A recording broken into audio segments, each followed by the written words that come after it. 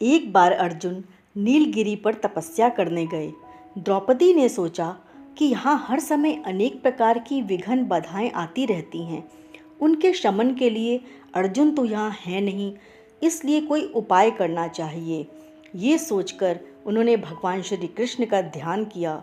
भगवान वहाँ उपस्थित हुए तो द्रौपदी ने अपने कष्टों के निवारण हेतु कोई उपाय बताने को कहा। इस पर श्री कृष्ण बोले, एक बार पार्वती जी ने भी शिव जी से यही प्रश्न किया था, तो उन्होंने कहा था कि करवा चौथ का व्रत गृहस्थी में आने वाली छोटी मोटी विघ्न बाधाओं को दूर करता है।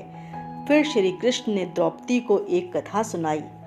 प्राचीन काल में एक धर्मपरायण ब्राह्मण के 7 पुत्र तथा एक पुत्री थी। बड़ी होने पर पुत्री का विवाह कर दिया गया। कार्तिक की चतुर्थी को कन्या ने करवा चौथ का व्रत रखा।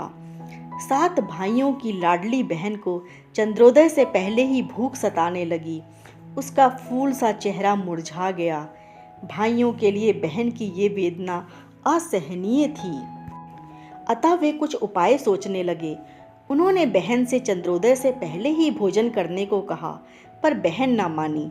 तब भाइयों ने स्नेहवश पीपल के वृक्ष की आड़ में प्रकाश करके कहा, देखो चंद्रोदय हो गया, उठो अर्घ्य देकर भोजन करो। बहन उठी और चंद्रमा को अर्घ्य देकर भोजन कर लिया।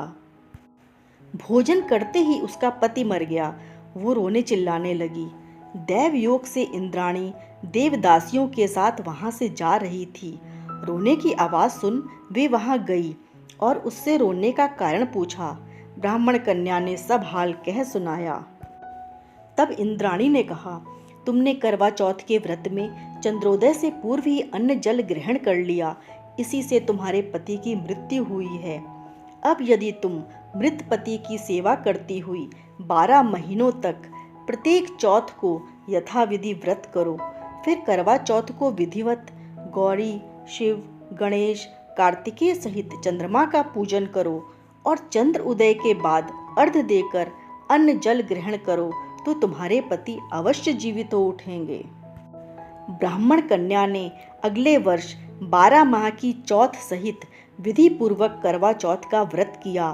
व्रत के प्रभाव से उनका मृत पति जीवित हो गया। इस प्रकार ये कथा कहकर श्री कृष्ण द्रौपदी से बोले, यदि तुम भी श्रद्धा एवं विधि पूर्वक इस व्रत को करो तो तुम्हारे सारे दुख दूर हो जाएंगे और सुख सौभाग्य धन धान्य में वृद्धि होगी। फिर द्रौपदी ने श्री कृष्ण के कथनानुसार करवा चौथ का व्रत रखा। उस व्रत के प्रभाव से महाभारत के युद्ध में कौरवों की हार तथा पांडवों की जीत हुई। जय श्री कृष्ण।